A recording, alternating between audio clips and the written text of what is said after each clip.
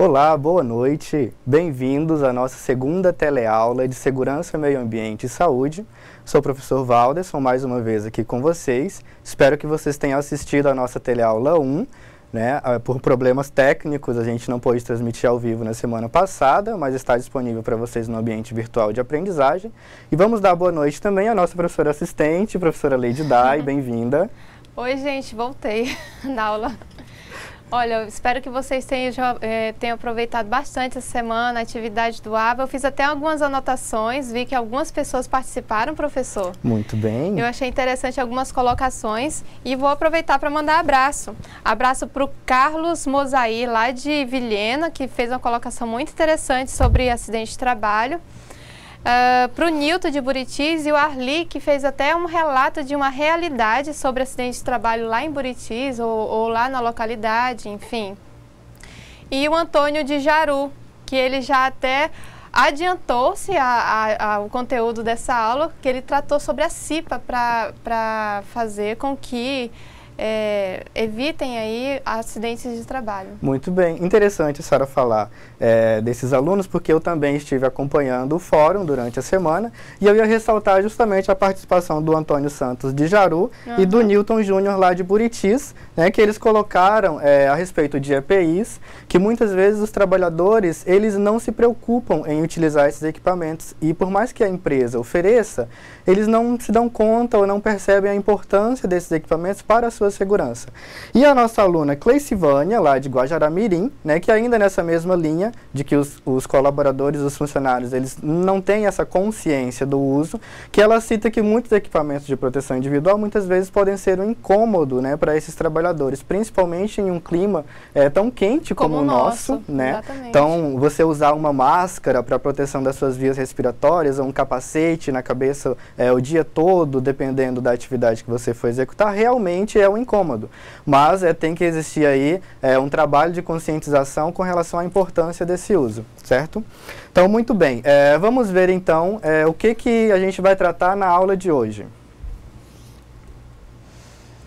Então, na nossa teleaula 2, nós vamos estar tratando sobre a CIPA, a Comissão Interna de Prevenção de Acidentes, a lesão por esforço repetitivo, certo? A LE, a prevenção de riscos à visão, legislação e normas regulamentadoras e primeiros socorros são aí os assuntos que serão abordados na teleaula 2. Como objetivos da teleaula, nós trazemos conhecer a utilidade da legislação e normas regulamentadoras sobre segurança e saúde no trabalho, identificar qual a necessidade de implementar a Comissão Interna de Prevenção de Acidentes nas empresas, caracterizar as doenças ocupacionais relacionadas ao trabalho, bem como a prevenção de cada uma delas, e reconhecer as finalidades de prestar os primeiros socorros corretamente às vítimas de acidentes. Então, esses são os objetivos da nossa teleaula. E vamos começar abordando a respeito da legislação e normas regulamentadoras. Antes de nós adentrarmos no conceito das normas regulamentadoras, é importante a gente falar que a legislação de segurança e saúde no trabalho no Brasil, ela caminhou aí a passos de tartaruga ao longo do tempo, muito lentamente. Então, nós tem o primeiro estágio dessa legislação em 1891, com as primeiras inspeções de trabalho nas mineradoras e carvoarias. Passamos aí pela CLT em 1946, pela primeira norma regulamentadora em 1976 e para a Política Nacional de Segurança e Saúde no Trabalho no ano de 2011. Então percebam aí o intervalo de tempo gigantesco entre uma legislação e outra na política de segurança e saúde no trabalho no Brasil.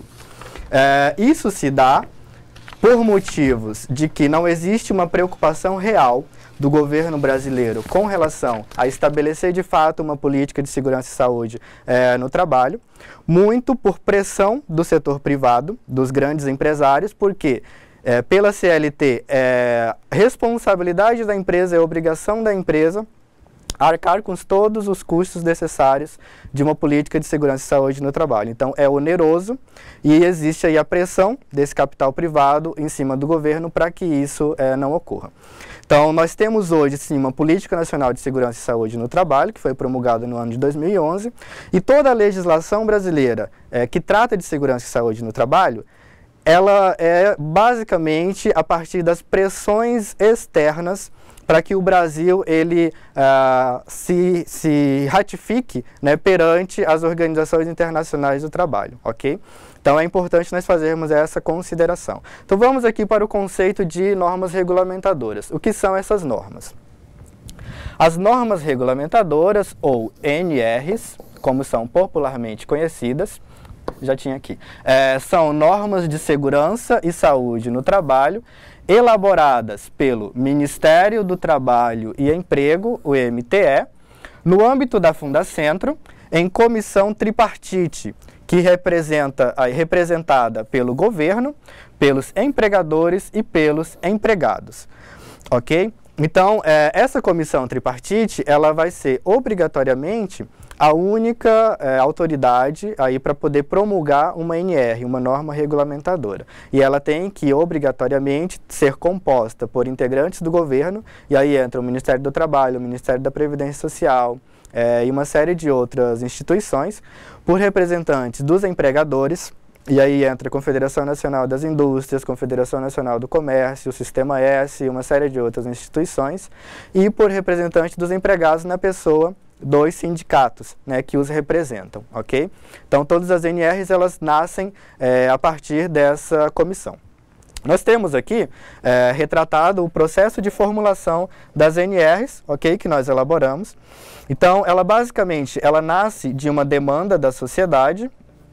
Então, existe aí uma necessidade da sociedade ou de determinado segmento para uma NR específica. Ela passa pela formulação de um texto base, ok? Ela vai para consulta pública sobre esse texto base. E a partir dessa consulta pública é que é formada a comissão tripartite, certo? Então aí a comissão tripartite ela vai fazer as discussões embasadas no texto base e na consulta pública que foi realizada. A partir daí, então, você tem apenas o acompanhamento e a implementação dessa NR, certo? Então, prosseguindo. As NRs, elas são de observância obrigatória para toda a empresa ou instituição que admitem empregados regidos pela Consolidação das Leis do Trabalho, ou CLT. Isso está disposto na NR 1, que trata de disposições gerais. Então, a NR ela vai ser obrigatória para toda instituição, seja empresa privada ou empresa pública da administração direta ou indireta, que admite funcionários regidos pela CLT, certo? Prosseguindo, então,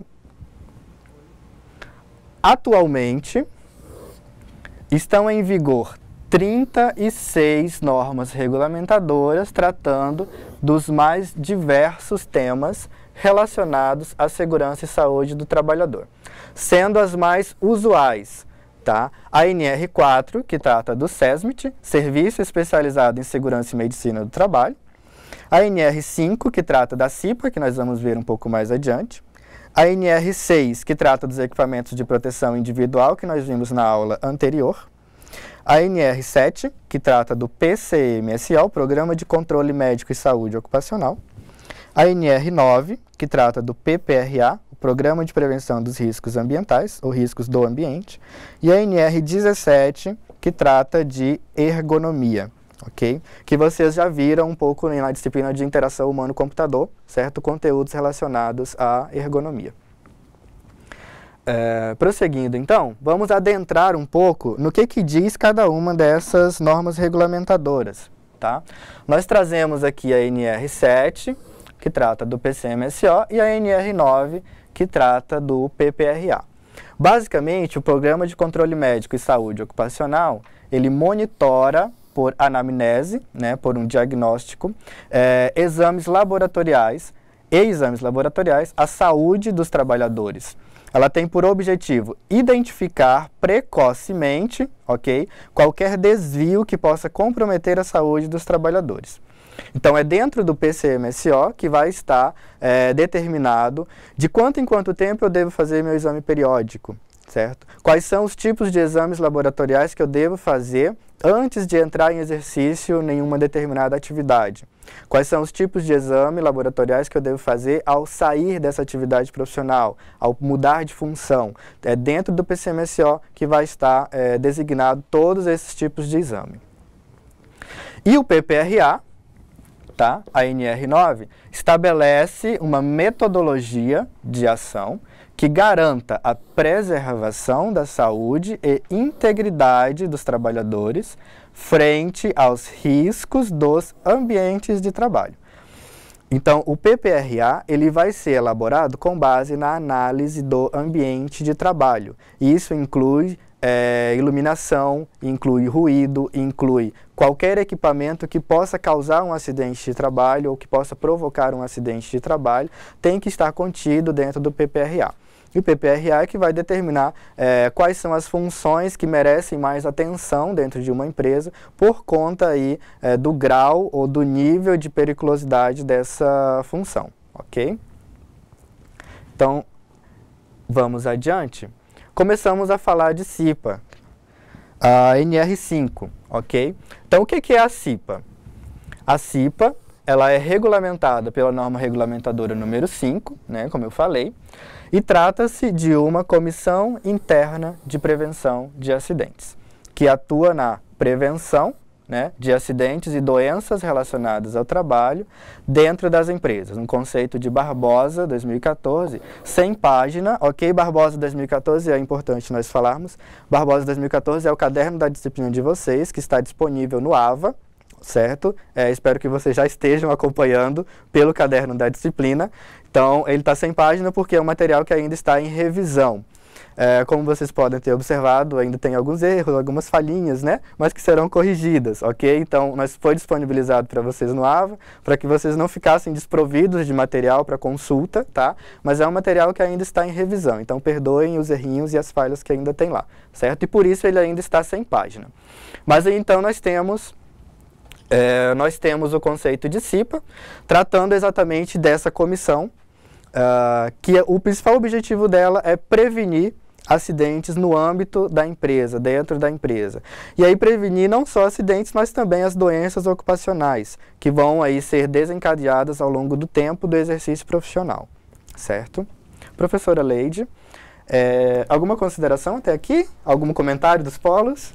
Não, tá todo mundo quietinho ainda aqui, mas eu sei que vai vir muita pergunta, porque a temática de hoje é muito interessante. Então, a gente pode continuar vendo aí sobre CIPA. São assuntos polêmicos, né? São assuntos do cotidiano que muitas vezes a gente não tem oportunidade de discutir, certo? Então, a gente espera aí a participação de vocês para poder trocar essas informações.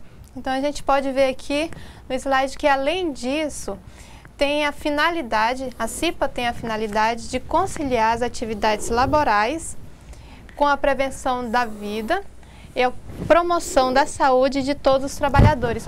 Ou seja, gente, é você trabalhar para conseguir o seu sustento e aliar isso de forma saudável, que você não se desgaste ou desgaste a sua saúde durante esse trabalho. A CIPA ela vai estar tratando desses 3 aspectos, né? A atividade laboral, como você faz essa atividade e a garantia, a preservação da vida, a garantia da sua saúde, ok? Então, vamos lá. Então, a CIPA deve ser uma comissão constituída por representantes indicados pelo empregador e membros eleitos pelos trabalhadores de forma paritária, quer dizer, igualitária, então, em ambas partes, em cada estabelecimento da empresa. Então, cada estabelecimento da empresa em que o trabalhador tem que andar equipado, com cuidado, vai ter aí uma CIPA constituída por essas duas partes. Alguém que é indicado, pessoas que é indicado do empregador e pessoas eleitas pelos empregados, que são os próprios empregados ali do convívio. Ok, gente? Vamos lá, então. Como ocorre, então, o processo eleitoral da CIPA?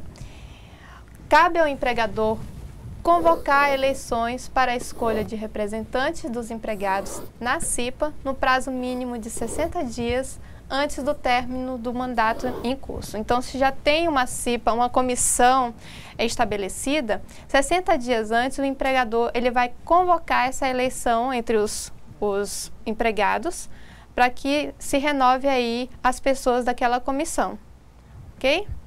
Vamos lá?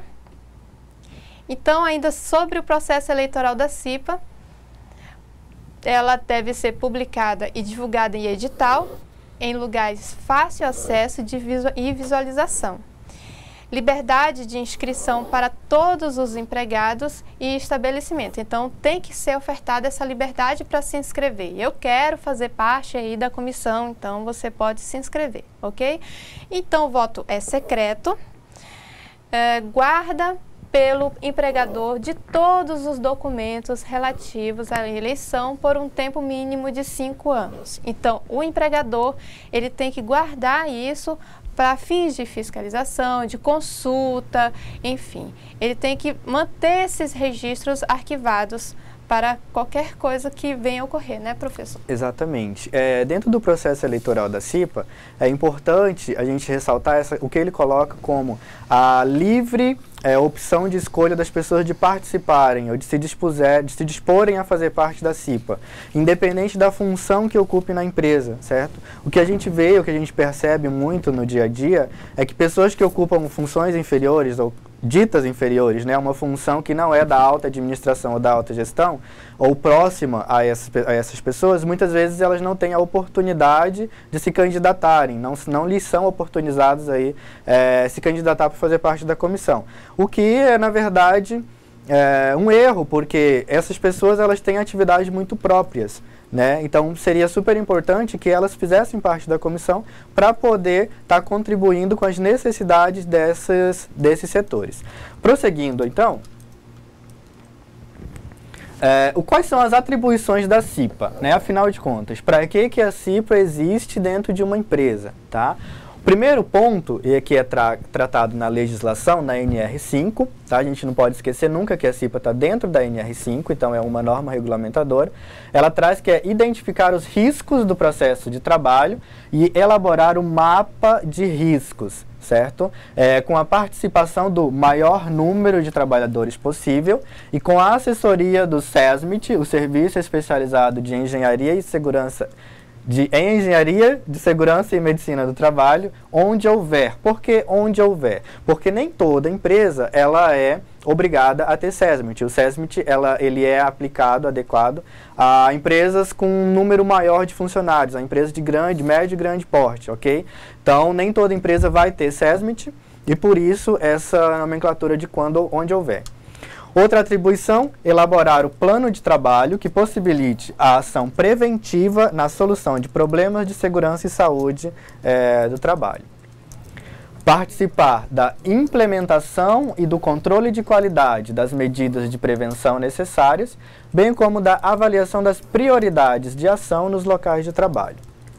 Realizar periodicamente verificações nos ambientes e condições de trabalho, visando a identificação de situações que venham a trazer riscos para a segurança e saúde dos trabalhadores naquele local. Divulgar aos trabalhadores informações relativas à segurança e saúde no trabalho. Colaborar no desenvolvimento e implementação do PCMSO e do PPRA, que nós já vimos o que é, e de outros programas relacionados à segurança e saúde no trabalho. Requisitar à empresa as cópias das CATs emitidas, ok? Comunicação de acidente de trabalho, CAT, que nós vimos na teleaula 1, ok? Então, a CIPA ela deve requisitar à empresa as cópias desses comunicados para que ela possa ter acesso do tipo de acidente que está ocorrendo dentro dessa instituição. Promover anualmente, em conjunto com o SESMIT, onde houver, novamente, a Semana Interna de Prevenção de Acidentes do Trabalho, CIPAT, ok? Então, eu imagino que a maioria de vocês já deve ter visto uma camiseta do CIPAT ou algum bonezinho, algum evento tratando de CIPAT. É uma obrigação da CIPA. Onde tem CIPA, deve ser realizado aí a Semana Interna de Prevenção de Acidente. Participar anualmente em conjunto com a empresa, de campanhas de prevenção da AIDS. Funcionamento da CIPA. Como que a CIPA funciona? A CIPA, ela atuará por meio de reuniões ordinárias, mensais, de acordo com o que for estabelecido no calendário respectivo. Ela deve ter um calendário próprio.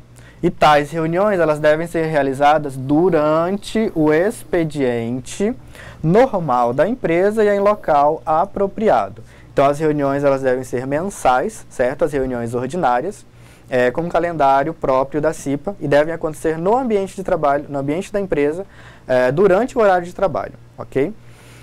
Um ponto importante é que a CIPA, ela pode convocar reuniões extraordinárias, quando acontecer algum acidente ou quando houver qualquer indício de falha em equipamento ou algo que possa provocar um acidente de trabalho, certo? Ou a qualquer tempo, desde que seja acordado entre os membros, ok? Estabilidade dos membros da CIPA. Isso é um ponto importante. Os titulares da representação dos empregados na CIPA não poderão sofrer despedida arbitrária, entendendo-se como tal a que não se fundar em motivo disciplinar, técnico, econômico ou financeiro. Resumindo, um membro da CIPA, ele só pode ser demitido por justa causa explicitamente declarada pela empresa, ok? Então, o membro da CIPA, ele tem aí uma certa estabilidade. O membro que for representante dos empregados, né, que fique claro. O período de estabilidade vai do dia do registro de candidatura até 1 ano após o final do mandato, caso o trabalhador tenha sido eleito. Então, a partir do momento que eu decido me candidatar a membro da CIPA, eu já não posso mais ser demitido durante esse processo eleitoral. E se eu for eleito para membro, eu tenho aí um período de 1 ano após o término do meu mandato em que eu não posso ser demitido, a não ser por justa causa expressa da empresa, que a empresa tem que expressar, certo? Então, o membro da CIPA, ele tem aí uma certa estabilidade, né? Ele não vai andar na corda bamba durante um bom tempo. Falando de Lerdort, mas antes da gente falar de Lerdort, é importante a gente falar que nem todas as empresas, elas são obrigadas a constituir a CIPA, a Comissão Interna de Prevenção de Acidentes, certo? A NR5, que regulamenta essa comissão, é que vai determinar nos seus textos quando que a empresa ela tem a obrigação de constituir essa comissão. Varia de acordo com o número de colaboradores, o número de funcionários que essa empresa tem e de acordo com o ramo de atuação dessa empresa. Então, empresas normalmente do ramo industrial, que existe aí uma incidência maior de acidentes de trabalho, tem uma cobrança, né, mais efetiva com relação à constituição da CIPA. E aí vai também de acordo com o número de colaboradores dessa empresa, ok? E essa proporção de quantos devem ser eleitos pelos empregados e quantos devem ser indicados pelo empregador também consta na NR5 e vai ser proporcional ao número de trabalhadores e ao ramo de atuação da empresa, certo? Então, prosseguindo, agora vamos falar de Lerdort, ok? O que é Lerdort?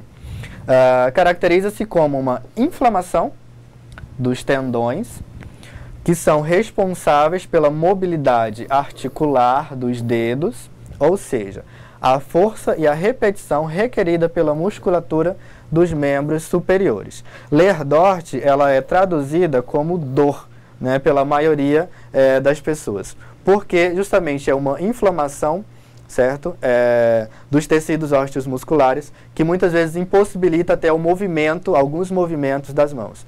E aí vem acometido de dores contínuas e intensas, ok, quase insuportáveis, dependendo do caso. Tá? Então, isso é Lerdort, é essa inflamação dos tendões, ok? Professora Leide, alguma questão dos polos a respeito da CIPA?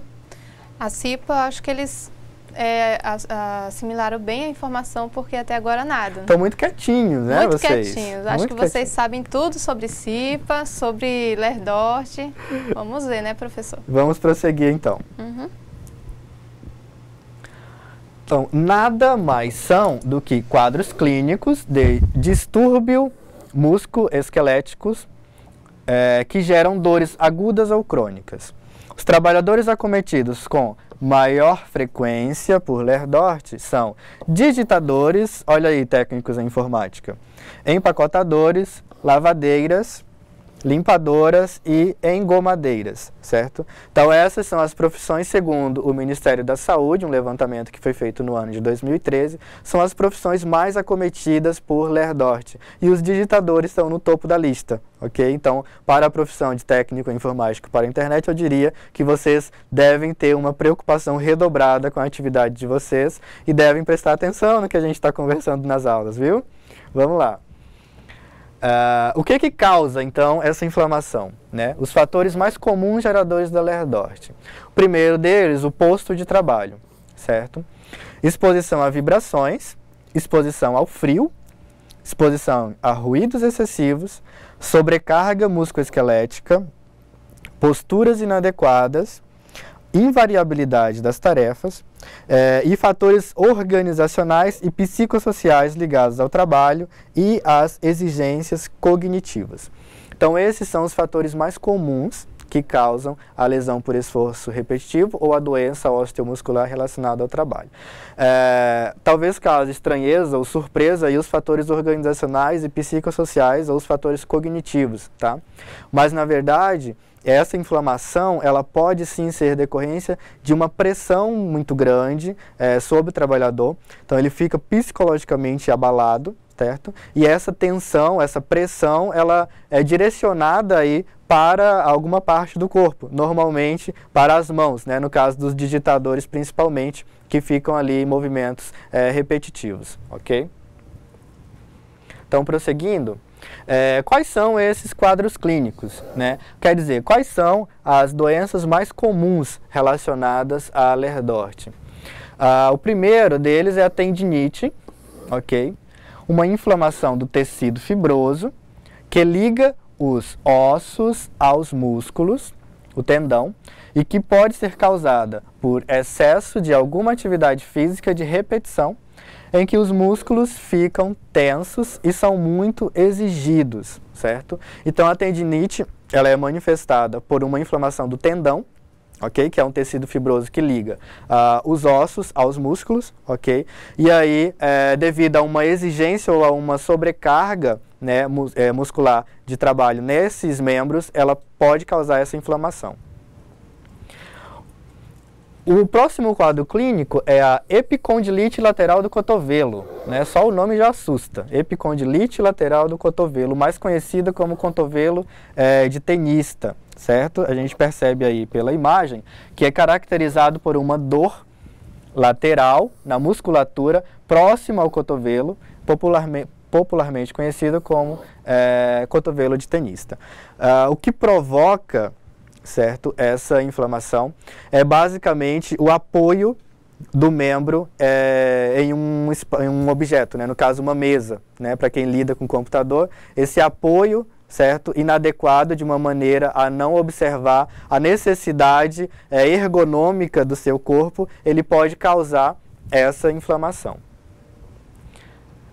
Então, prosseguindo aqui, o próximo quadro é a bursite, né? O que é a bursite?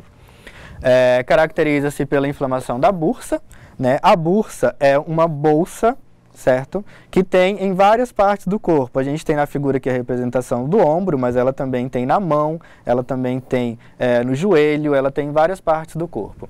É uma pequena bolsa que contém líquido para facilitar o deslizamento do osso com a musculatura envolvida no movimento, certo? Então, a razão de existência da bursa é justamente minimizar o impacto entre o osso aí quando ele está se movimentando, certo? Então, uma sobrecarga nessa região, ele leva aí a uma inflamação, chamada de bursite. O próximo quadro clínico é a síndrome do túnel do carpo, né? O que é isso? É uma neuropatia resultante da compressão do nervo mediano, esse que vocês estão vendo aqui na figura, tá? Esse é o nervo mediano. Então, essa compressão no canal do carpo é a estrutura anatômica que se localiza entre a mão e o antebraço. Então, isso daqui é o chamado canal do carpo, e uma compressão nessa área leva aí à síndrome do túnel do carpo, certo? Como é popularmente conhecida. Essa é uma definição de Varela. Varela é o Drauzio Varela mesmo, tá? Que vocês podem estar imaginando. O outro quadro clínico que nós temos é a tenossinovite, tá? Mais um nome que assusta.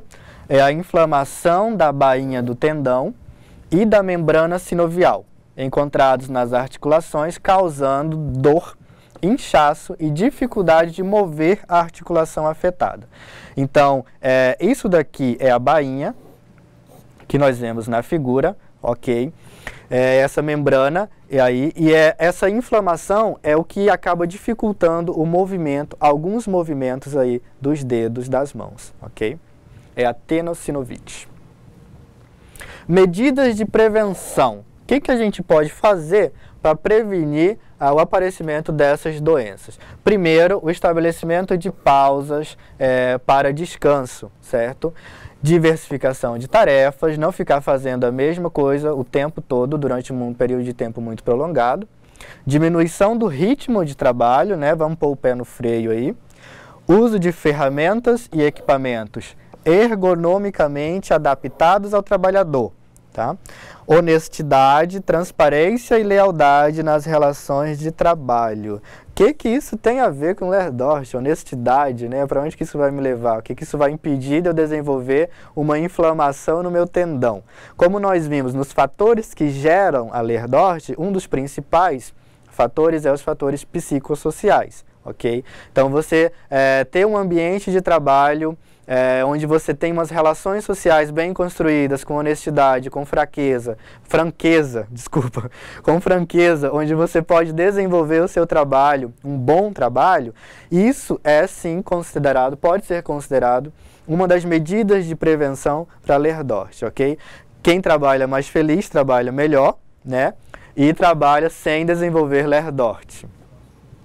Prevenção de riscos à visão é o nosso próximo ponto. Recomenda-se que o monitor esteja entre 45 a 70 centímetros de distância dos olhos, sua altura regulada no máximo até sua linha de visão. Sempre que possível, faça pequenas pausas para descansar a sua vista. Então, assim como como medida de prevenção para Ler e Dort, os cuidados com a visão, os métodos de proteção à visão, elas exigem pausas, ok? Entre as atividades.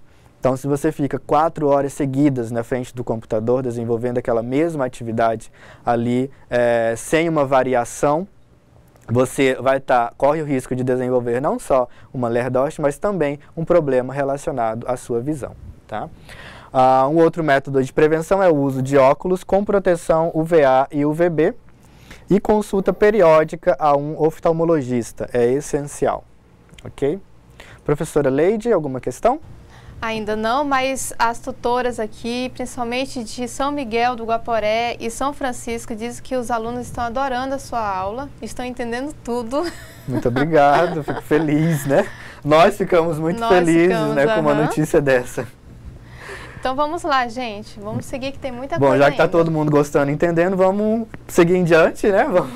Vamos ver aqui o que temos mais. Primeiros socorros, certo? Primeiros socorros é o nosso próximo assunto. E o que são, então, primeiros socorros, né? Do que trata? São os primeiros atendimentos prestados à vítima de qualquer acidente ou mal súbito, antes da chegada dos profissionais responsáveis pelo atendimento, certo? Então, o próprio nome já diz, são os primeiros socorros, tá? Eu não preciso ser especialista para poder prestar um atendimento inicial, tá? Mas eu preciso pedir o atendimento especializado. Então, eu vou prestar ali as primeiras medidas de socorro, mas eu devo já ter acionado esses especialistas, certo? Esses profissionais responsáveis.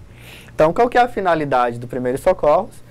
Preservar a vida, ok, a primeira delas, restringir os efeitos da lesão e promover a recuperação da vítima. Então, se nós podemos distinguir aí 3 finalidades para o primeiros socorros, principalmente preservar a vida daquela pessoa, então uma ação inicial que se faça ali pode sim resguardar uma vida, ok? Restringir os efeitos da lesão e auxiliar na recuperação da vítima. Ainda sobre primeiros socorros, quem que pode prestar? esses primeiros socorros? Será que qualquer pessoa pode prestar ou não, né? Então, qualquer pessoa que saiba avaliar o que pode ser feito de forma imediata. E, obviamente, profissionais da saúde treinados e atualizados sobre as variações no atendimento, ok? Então, qualquer pessoa pode sim prestar esse primeiro atendimento, desde que saiba o que está fazendo também, né? Não vai naquela da conto da carochinha lá que a bisavó, a tataravó falou que era bom, né? Aquelas receitas que vai passando de geração em geração, pode funcionar às vezes, mas muitas vezes não é o mais indicado, ok? Não é isso, professora? Isso mesmo. Na verdade, se você não souber o que está fazendo ou fazer qualquer coisa, pode até prejudicar, piorar aí as lesões que ocorreu com aquela pessoa. Então, obter conhecimento de como fazer os primeiros socorros seria muito necessário para que você pudesse aí auxiliar alguém em qualquer momento que surgir essa situação. Exatamente, muito bem. Então, dando prosseguimento, funções básicas do socorrista, né? Já que qualquer pessoa pode prestar os primeiros socorros, o que ele deve fazer? Primeiro, avaliar a situação com rapidez e segurança e pedir socorro médico adequado, ok? Identificar, na medida do possível, as lesões ou a natureza da doença que afeta a vítima. Esses dois pontos, eles vão aí ao encontro no sentido de que, para que eu peça o socorro médico adequado, eu preciso saber exatamente qual foi a lesão que a pessoa teve, né? Quem já teve a experiência de ligar para o SAMU ou de ligar para a emergência de algum hospital, sabe que eles perguntam, né, qual que é o quadro clínico da pessoa, o que ela está sentindo, né? Quebrou alguma parte do corpo, qual foi caiu, né, bateu a cabeça, justamente para poder eles já terem uma noção do tipo de equipamento necessário para poder salvar a vida daquela pessoa. Então a ambulância quando vem, o resgate quando vem, ele já vem adequado para aquela situação. Então daí a importância de você fazer essa avaliação, de você saber exatamente quais foram as lesões que essa pessoa sofreu. Então, outros pontos: administrar tratamento imediato e apropriado, em ordem de prioridade ditada pelo bom senso. Conseguir a remoção da vítima para um hospital, para os cuidados de um médico. E permanecer junto à vítima até que ela seja entregue aos cuidados da pessoa competente, ok? Vamos falar então agora de algumas situações que requerem aí primeiros socorros, tá? Que requerem um socorrista. Então, o primeiro ponto que a gente traz aqui é a asfixia, certo? Pode ser definida como sendo a parada respiratória com o coração ainda funcionando, causada por bloqueio da passagem de ar, insuficiência de oxigênio no ar, no caso de altitudes, impossibilidade do sangue em transportar oxigênio, paralisia do centro respiratório no cérebro e compressão do corpo. Tudo isso pode causar a asfixia. E o que eu devo fazer? Quais são os primeiros socorros? Primeira conduta é favorecer a passagem do ar através da boca e das narinas. Afastar a causa, né, dessa asfixia, dependendo se for causado por fumaça ou por um ambiente muito fechado, né, muito abafado. Existe aí a possibilidade de você retirar essa pessoa desse ambiente, que seria afastar a causa. Favorecer a passagem do ar, quando a pessoa ela sofre de asfixia, ela precisa ter isso daqui, né, a cabeça um pouco inclinada para trás, para que isso daqui, que é a via respiratória, fique, quase não sai, a via respiratória fique livre para a passagem do ar, ok? Verificar se o acidentado está consciente. Desapertar as roupas do acidentado, principalmente em volta do pescoço, peito e cintura, para facilitar a respiração. Manter o acidentado aquecido para prevenir choque térmico e iniciar a respiração de socorro, que é conhecida como respiração boca a boca, ok? Parada cardiorrespiratória é outra situação que pode demandar aí a necessidade de um socorrista, é a interrupção repentina da função de bombeamento cardíaco e cessamento total da respiração, devido à falta de oxigênio e excesso de gás carbônico no sangue, ok? Quais são os primeiros socorros, então, da parada cardiorrespiratória? Primeiro, a desobstrução das vias aéreas, suporte respiratório e suporte circulatório.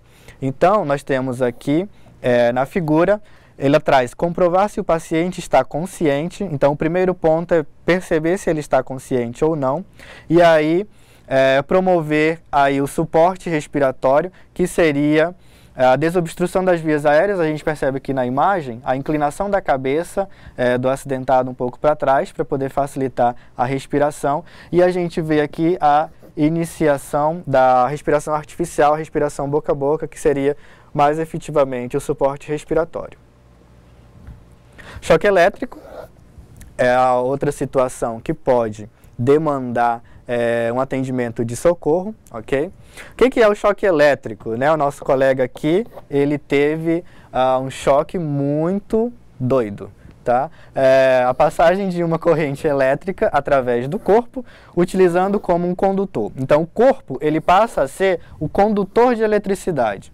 As alterações provocadas no organismo humano pela corrente elétrica dependem principalmente de sua intensidade. Então, quanto maior essa corrente elétrica, maiores serão as consequências, tá? Quais são as principais causas?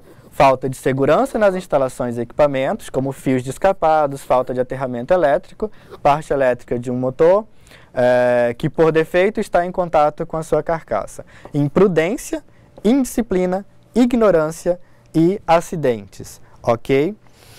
Os acidentes com eletricidade também oferecem perigo à pessoa que vai socorrer a vítima, ok? Então, quem vai socorrer uma vítima de choque elétrico, ela deve ter muito cuidado, porque a corrente elétrica ela pode vir para essa pessoa, ok? Se ela não tomar as medidas adequadas. E quais são essas medidas adequadas, né?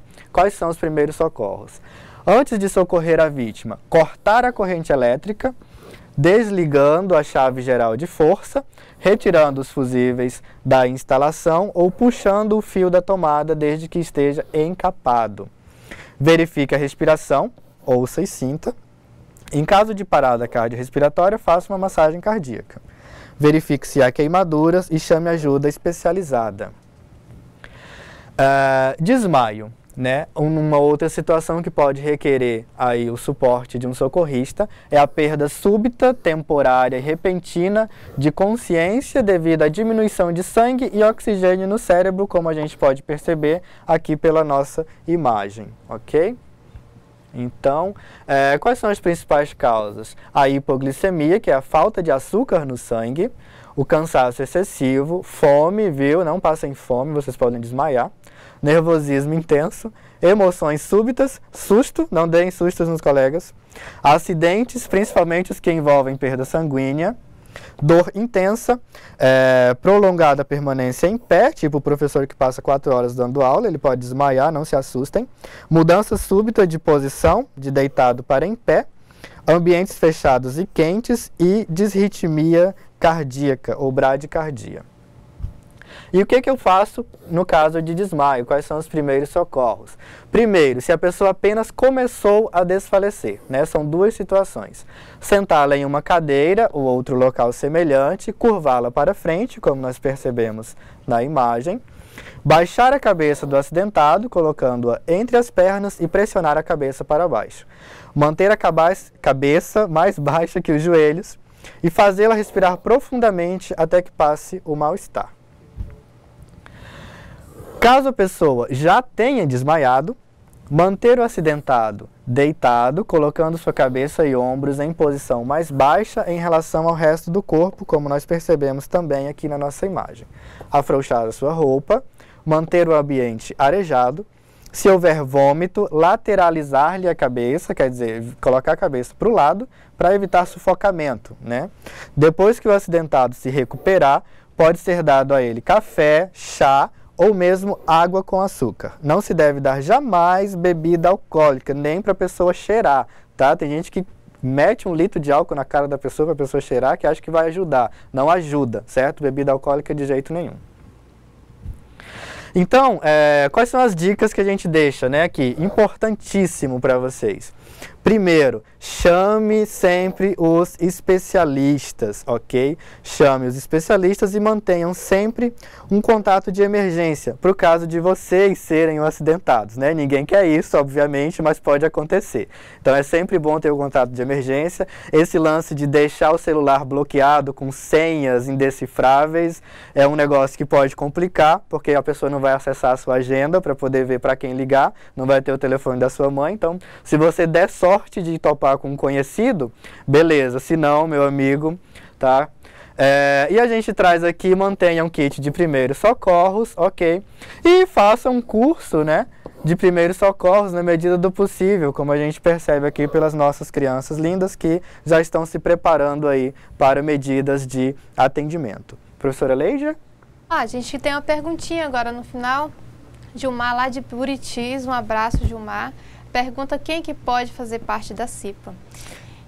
E como nós vimos, né, a CIPA ela pode ter pessoas que são indicadas pelo empregador e pode não. E a outra metade aí, porque é de forma paritária, vem os empregados que vão escolher entre eles, eleger entre eles esses representantes para compor aí a comissão, que é a CIPA. Exatamente, professora. Então, a CIPA, ela pode ser composta por qualquer funcionário da empresa, desde que registrado, ok? É uma exigência da CLT, a NR5, ela está embasada na consolidação das leis do trabalho, a CLT brasileira. Então, é uma exigência da CLT que esse trabalhador esteja registrado na empresa. Então, qualquer funcionário da empresa pode compor a CIPA desde que esteja registrado. Ok? Respondendo a sua questão. Mais algum comentário, professora Leide? Ok, o pessoal ficou assustado porque não pode acordar o desmaiado com álcool. Gente, não pode. Você vai embebedar a pessoa. A pessoa acabou de passar por um mal súbito, a pessoa desmaiou e ele vai acordar bêbada, né? Com 1 litro de álcool na cara. Não pode. Pois tá? Então não, gente. Ter cuidado. Dá um chazinho pra ele, um café, né? Que nem a gente viu, uma água com açúcar pra ele se acalmar, ok? Nada de álcool, beleza? Atividade de sala. Ok? Então, encerrando aqui a nossa participação por agora, né, a gente vai deixar vocês com a atividade de sala e algumas questões que foram escolhidas a dedo para vocês responderem. E a gente volta daqui um pouquinho com as respostas de vocês. Participem, mandem as suas respostas aqui para a professora Leide no chat, que a gente vai, na medida do possível, tá trazendo aqui para a discussão, tá bom? Obrigado e até daqui a pouco.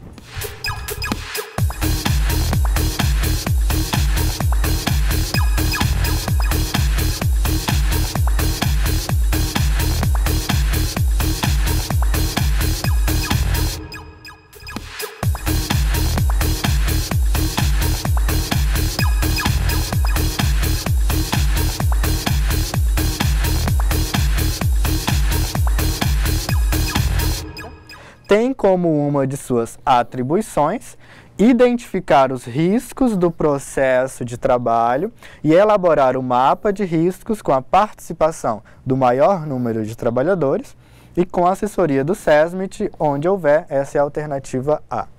A alternativa B terá reuniões ordinárias semestrais a serem realizadas fora do expediente normal da empresa e em local previamente determinado. A alternativa C é constituída por representantes dos empregadores e dos empregados, eleitos em escrutínio secreto, cujo mandato dos membros eleitos terá a duração de 1 ano, permitida uma reeleição. A alternativa D traz que a CIPA provê estabilidade profissional por 3 anos, pois assegura aos eleitos a permanência no cargo, uma vez que não podem ser transferidos ou demitidos, independentemente da causa, durante o período do mandato. E a alternativa E diz que a CIPA tem poder político para requerer ao empregador e ao SESMIT a paralisação de máquina ou do setor onde houver risco grave aos trabalhadores e comunicar simultaneamente aos sindicatos para articulação de greves e reivindicação de condições seguras de trabalho. Então nós temos aí 5 alternativas para a questão 2. Professora Leide, e aí? Então, houve quase uma unanimidade aqui. Então, Cacoal, Porto Velho e Cerejeiras, o aluno Jalisson, né, responderam letra A. E uma divergência que a gente teve que respondeu a letra B. Letra B? Isso. Vamos ver então o que que diz aí as letras A e B dessa questão 2. Olha só, a letra A, alternativa A, diz que tem como uma de suas atribuições identificar os riscos do processo de trabalho e elaborar o mapa de riscos com a participação do maior número de trabalhadores e com a assessoria do SESMIT, onde houver. E a alternativa B terá reuniões ordinárias semestrais a serem realizadas fora do expediente normal da empresa e em local previamente determinado. Me surpreende essa resposta de vocês entre essa dúvida entre A e B, né? Eu e a professora Leide estávamos discutindo aqui na hora do intervalo, né, que nós fizemos para que vocês respondessem a atividade, e a nossa aposta é que a dúvida seria entre A e C, né? Não entre A e B, ok? Então é uma surpresa para nós. Mas vamos lá, a alternativa correta é sim a alternativa A, ok? Então quem respondeu aí a alternativa A respondeu corretamente. Por que que a alternativa B ela não corresponde aí às atribuições da CIPA? Porque a CIPA ela não tem reuniões ordinárias semestrais, certo? As reuniões ordinárias da CIPA elas são mensais. Nós vimos isso na aula de hoje. Mas tem outra situação ali que identifica que a questão está errada, Muito né, professor? bem, professor. Então a questão ela está duplamente incorreta. Ela tem mais de uma situação aí. Qual que é, professora? Então, a reunião ser realizada fora do expediente normal da empresa. Muito bem. Isso não é correto. Segundo a NR5, as reuniões ordinárias da CIPA elas devem ser realizadas durante o expediente normal da empresa, ok? Então, isso invalida aí a alternativa B, certo? Torna a alternativa B incorreta e a gente fica com a resposta da alternativa A. Já que ninguém optou por C, D e E, né, vamos passar adiante. A questão 3 é uma questão aí da CESP também, do Superior Tribunal Militar, uma prova para analista judiciário. Traz o seguinte: os distúrbios osteomusculares relacionados ao trabalho, ou DORT, né, na sigla, podem ser descritos como um conjunto de sintomas ou patologias que atingem o aparelho músculo-esquelético, normalmente resultando em lesão tecidual, ok? Então, essa é uma questão que caiu em prova do Superior Tribunal Militar. Professora Leide, o que os nossos alunos responderam? Temos aí, então, uma unanimidade, certo. Cacoal, São Miguel, Porto Velho, Cerejeiras. Parabéns, então, a vocês, né? Unanimidade na alternativa certa e todo mundo acertou, então, né? A resposta da questão, ok? Então, como nós vimos nos conceitos, né, de Lerdort, um conjunto de sintomas ou patologias que atinge o aparelho músculo-esquelético, normalmente resultando em lesão tecidual. Então, realmente, ele atinge aí esse aparelho músculo-esquelético e resulta em lesão tecidual, que é os tecidos que envolvem os músculos e os ossos, certo, de determinados membros que sofrem essa inflamação. Então, a questão ela está certa. Questão 4 é uma prova da Sanepar para o cargo de engenheiro. Pede o seguinte: numere a coluna da direita com base na informação da coluna da esquerda e em seguida assinale a alternativa correspondente à sequência correta, ok? Então nós temos aí algumas situações e nós temos alternativas para a gente marcar correspondendo a essas situações. Professora Leide. Então, nossos alunos também, de novo, foram unânimes nas respostas. Vocês estão muito inteligentes, nossa senhora. Então, eles marcaram a letra D. D de dado? Foi isso? De dado. Então, vamos marcar aqui com Será que está correto, professor? E vamos lá fazer essa avaliação. CIPA, né? Na aula de hoje nós falamos sobre CIPA, o que é CIPA, né? Quais são as atribuições. E qual é, então, a NR, a norma regulamentadora que representa ou que fundamenta a Comissão Interna de Prevenção de Acidentes? Professora Leide.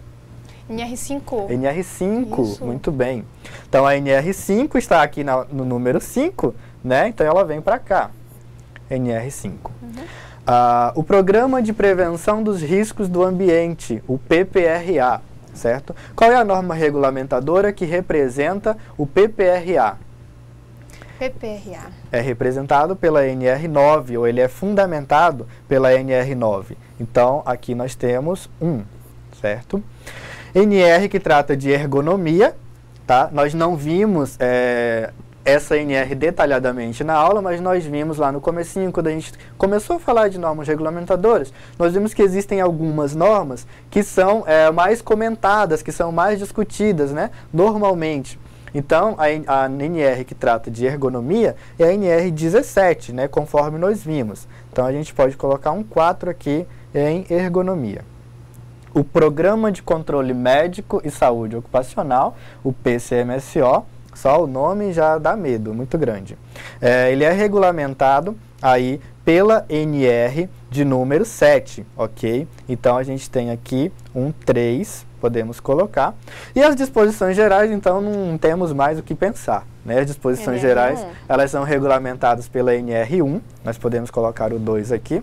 A NR1 que foi a primeira NR criada pelo Ministério do Trabalho, lá no ano de 1976, inicialmente para regular as inspeções de trabalho que estavam sendo realizadas, ok? E aí que começou, que tem como base, serve de base, na verdade, para todas as NRs que vêm posteriormente. Então, pela nossa sequência aqui, 5, 1, 4, 3, 2, nós temos realmente a alternativa D como resposta correta para a questão 4, ok? Muito bem, parabéns então a vocês. Marcaram um pontinho aí na prova da Sanepar, né, para o cargo de engenheiro. Excelente, né, professor? Vamos adiante. A questão 5 também é da Sanepar, para o cargo de médico do trabalho. Em uma empresa de telemarketing, quanto aos riscos de acidentes de trabalho, é correto afirmar? E aí temos algumas opções. É um ramo de atividade sem riscos e praticamente não existem as comunicações de acidente de trabalho ou CATs.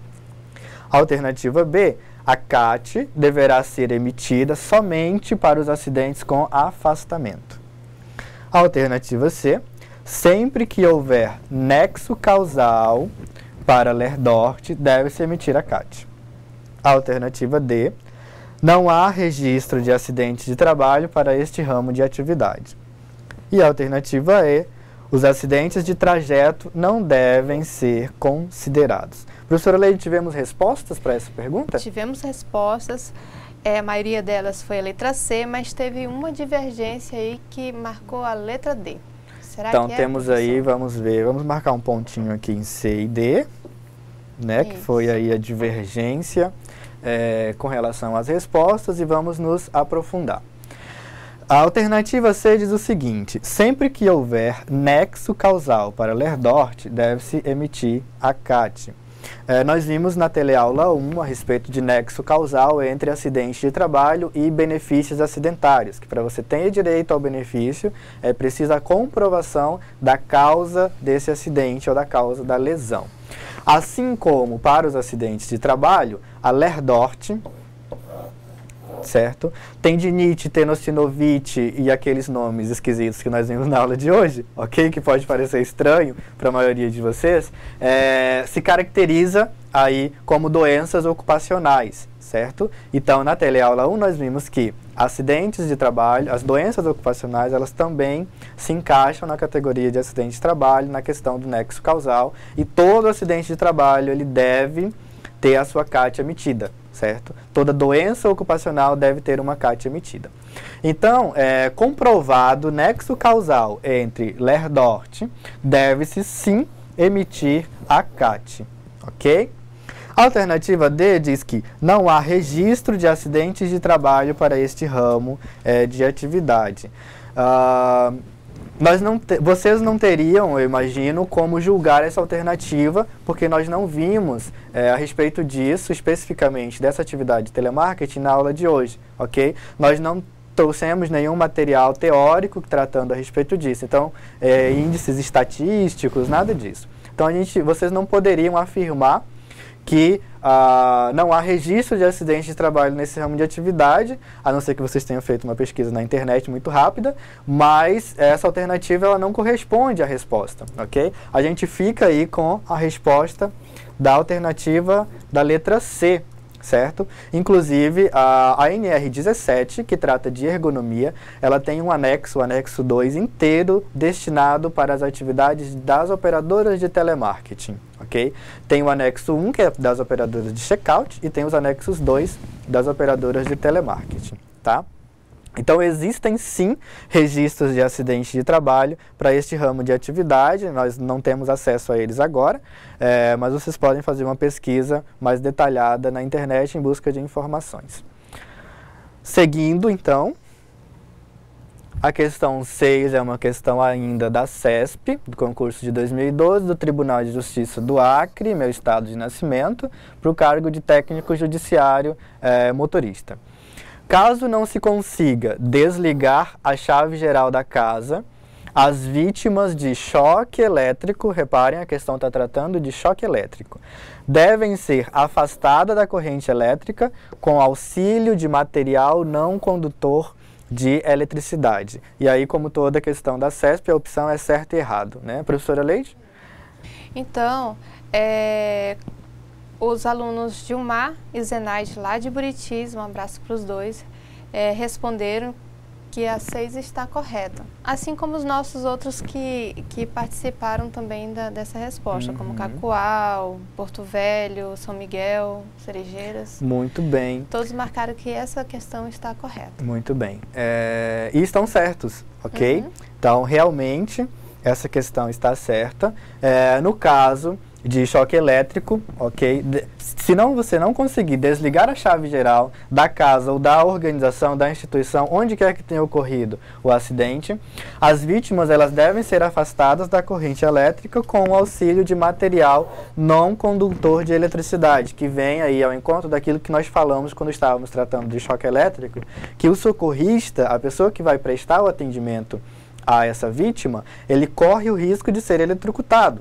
Ok? Se essa corrente elétrica não for cortada. Então, caso você não consiga desligar a chave geral, utilize um material não condutor de eletricidade para poder afastar a vítima dessa corrente. Então, questão 7. Questão 7 não é uma questão de concurso público, é uma questão de autoria própria aqui dos professores, ok? Mas isso não menosprezem a questão 7, tá bom? Foi nós que elaboramos, mas isso não quer dizer que ela é pior do que as outras, né? Vamos lá. Com relação às normas regulamentadoras, as NRs, analise a alternativa correta, certo?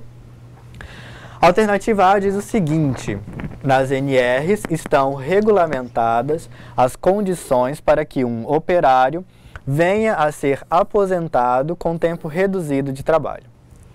A alternativa B: existem atualmente 36 normas regulamentadoras em vigência. A alternativa C: as NRs regulamentam os capítulos relativos à segurança e à medicina do trabalho constantes da CLT e dos regimes estatutários da União, Estados e municípios. A alternativa D diz que todas as situações que podem levar o trabalhador regido pela CLT a receber o adicional de periculosidade constam da NR 17, que trata de ergonomia. E a alternativa E diz que os equipamentos de proteção individual, os EPIs, são regidos pela NR4, né? Professora Leide, o que os nossos alunos estão falando? Pois é, essa nossa questão de autoria causou bastante dúvida. Olha, o Carlos o Antônio, o Aésio e a Francisca lá de Jaru responderam que é a letra B. Porém, nós tivemos outras respostas aqui. Porto Velho, um aluno de Porto Velho respondeu letra C. E pode marcar também aí a letra D, que foi outra resposta que apareceu. Muito bem. Ninguém quer saber de A e nem E, né? Então a gente não vai nem discutir A e E, quer dizer que vocês entenderam perfeitamente do que nós estamos falando e as alternativas A e E realmente não se aplicam aqui à questão. Então vamos lá para aquilo que é dúvida, né? A alternativa D diz que todas as situações que podem levar o trabalhador regido pela CLT a receber adicional de periculosidade constam da NR 17. Ok? Isso torna a alternativa incorreta no seu contexto. A NR 17 trata especificamente de ergonomia, ela não trata de periculosidade.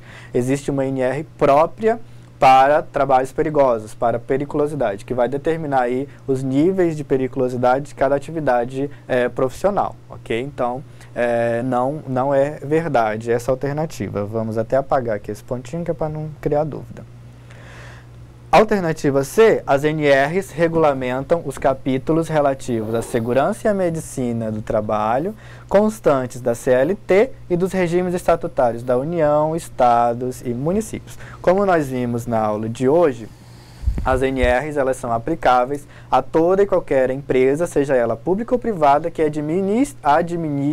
admita funcionários pela CLT, quase não sai. Então, ela não se aplica ao regime estatutário, seja da União, dos Estados ou do município, o que torna a alternativa incorreta. Então, a única alternativa que nos resta aqui é realmente a alternativa B. Existem atualmente em vigência 36 NRs. Ok? A questão 8, analisando as afirmativas abaixo, assinale a alternativa correta. As reuniões ordinárias da CIPA devem ser realizadas durante o expediente normal da empresa e em local apropriado. Nós já vimos que isso é correto. Os membros dos trabalhadores que compõem a CIPA são eleitos para mandato de 1 ano, permitida uma reeleição por meio de processo eleitoral. Nós também já vimos que isso procede. E o período da estabilidade da CIPA vai do dia do registro da candidatura até 1 ano após o final do mandato, caso o trabalhador tenha sido eleito. Nós vimos isso também na aula de hoje. Então, nós temos aí 3 afirmativas que são absolutamente corretas, ok? Então, quem marcou aí, os nossos alunos que marcaram a alternativa C, acertaram essa questão, ok? Beleza? Encerrada a atividade de sala, professora Leide. Eu quero mandar um abraço a todos os alunos que mandaram as respostas. Os que eu tenho o nome aqui, a Maria José de Porto Velho, o Eduardo e o Francisco Jonathan de Porto Velho, Adriano de São Miguel do Guaporé, o Jalisson de Cerejeiras, Gilmar e Zenaide de Buritis, Carlos Antônio Aésio e a Francisca de Jaru. Pessoal, muitíssimo obrigada pela participação, isso é muito importante para nós. Muito bem. A gente deixa para vocês aí durante a semana o questionário Exercite Seus Conhecimentos, ok? Que vai exigir de vocês aí que vocês realmente exercitem aquilo que vocês estão vendo nas teleaulas 1 e 2, certo? Acerca da legislação de segurança e saúde no trabalho. Eu estou sentindo falta da participação dos nossos alunos de Colorado, Ariquemes, né? Estão muito quietinhos. O nosso fórum também está com baixa participação deles, o fórum da semana. A gente sabe que está tendo alguns problemas aí de conexão, né? Dos alunos com a disciplina, ok? Não fiquem preocupados tanto assim, a gente já está sabendo do que está acontecendo, a gente já está providenciando as correções necessárias. Quem não está incluído na disciplina vai ser incluído o mais rápido possível, já foram feitas as devidas providências para isso, e aí as medidas posteriores a isso serão tomadas para poder garantir que vocês tenham realmente a participação efetiva ao longo da disciplina. Quero agradecer a participação de todos. Por hoje é o que tínhamos a transmitir. Eu conto com vocês na nossa próxima aula, que a gente vai estar falando sobre gerenciamento ambiental. Um tema muito importante e espero tê-los aí novamente. Obrigado e até a próxima aula.